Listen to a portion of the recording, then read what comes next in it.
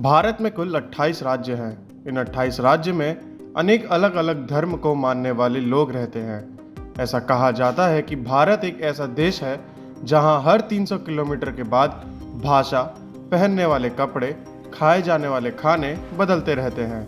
ये देश विविधता से जुड़ा हुआ है। बंगाल में जहां ज़्यादातर लोग मांसाहारी हैं, वहीं इसके पास स्थित राज्य बिहार के लोग लिट्टी चोखा ज़्यादा पसंद करते हैं।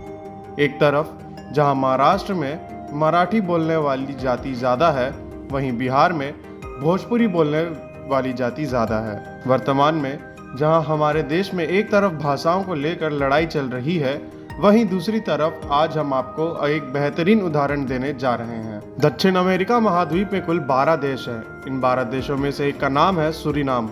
इस देश की राजधानी का नाम पारामरिबो है। इस देश की कुल आबादी 6.29 लाख है। इस देश की खास बात यह है कि इसकी आबादी के कुल 30% लोग भोजपुरी बोलते हैं। इसका मतलब देश की 6.29 लाख आबादी में से लगभग 1.9 लाख लोग इस देश से 15,000 किलोमीटर दूर स्थित देश भारत के एक राज्य बिहार में बोली जाने वाली भाषा बोलते हैं। मगर ऐसा क्यों? ऐसा कैसे? दरअसल बात है 1870 की, जब अंग्रेज भारत पर शासन किया करते थे। उस वक्त अंग्रेजों को सूरीनाम में ईख की खेती करानी थी। आपको बता दें कि ईख की खेती करना काफ़ी कठिन काम है। अंग्रेजों को इसके लिए मजदूरों की ज़रूरत थी। इस काम के लिए अंग्रेज़ों ने भारत के लोगों को चुना।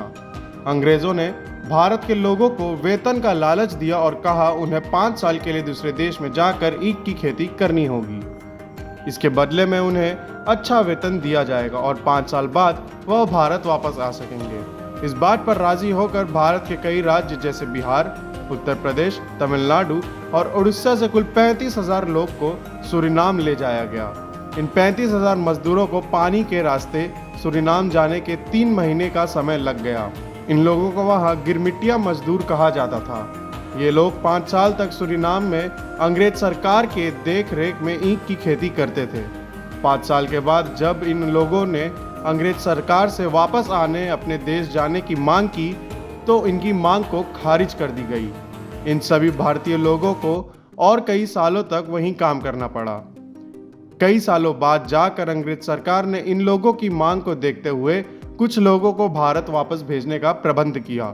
इन 35,000 लोग में से लगभग 12,000 की वापसी भारत में हुई।